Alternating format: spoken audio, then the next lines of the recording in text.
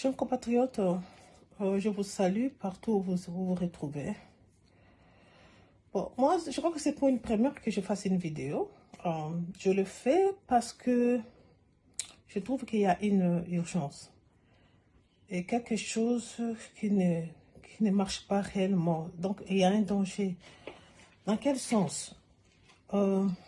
Hier, la nuit, c'était vraiment too late. J'ai reçu un appel d'un ami africain.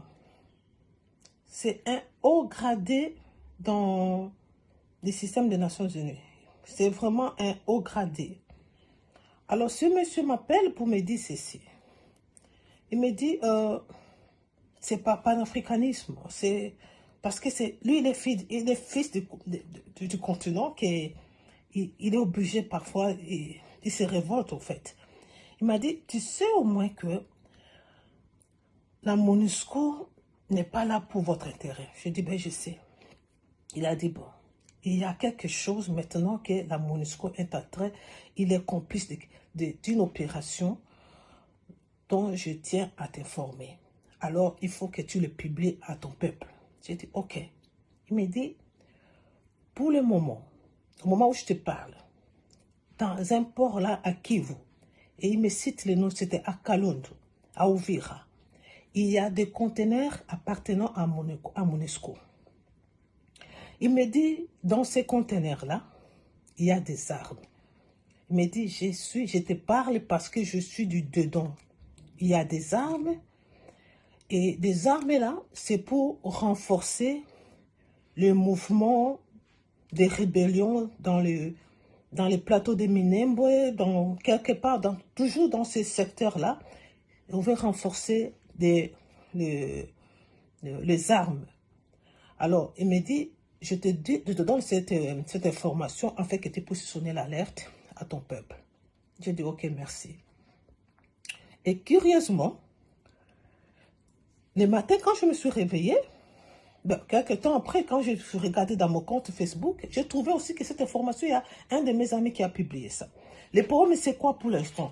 Comme l'ami m'a parlé, il me dit, le problème, c'est que vos agents de la douane, ils veulent contrôler, ils veulent faire leur travail comme ils font avec tous les conteneurs qui entrent au pays. Mais curieusement, au fait, la MONUSCO refuse. On ne sait pas pourquoi la MONUSCO refuse. La MONUSCO refuse pour qu'on puisse faire les contrôles normaux comme d'habitude. Parce qu'ils savent qu'il y a quelque chose. Alors il me dit, le problème et le danger, c'est que maintenant, nous connaissons nos dirigeants africains. Alors si les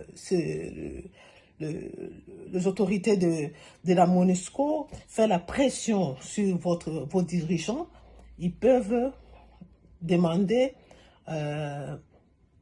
au service de la douane de ne pas faire le contrôle. Et quand vous lâchez ça, vous devez savoir qu'il y aura une conséquence derrière cette décision-là. Donc, informe à ton peuple. C'est ainsi que je veux vraiment sonner l'alarme. Donc, nous ne pouvons pas croiser les bras.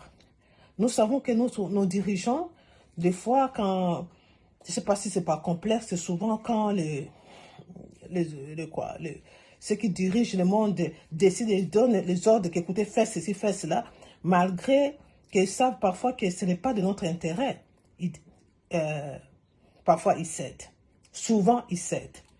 Alors, vous vous souvenez, chers amis, en 1996, lorsqu'il y a eu l'évasion rwando-burundais-ougandaise, les systèmes des Nations Unies, les organismes qui travaillent avec les Nations Unies, ils ont contribué massivement à transporter les armes et munitions.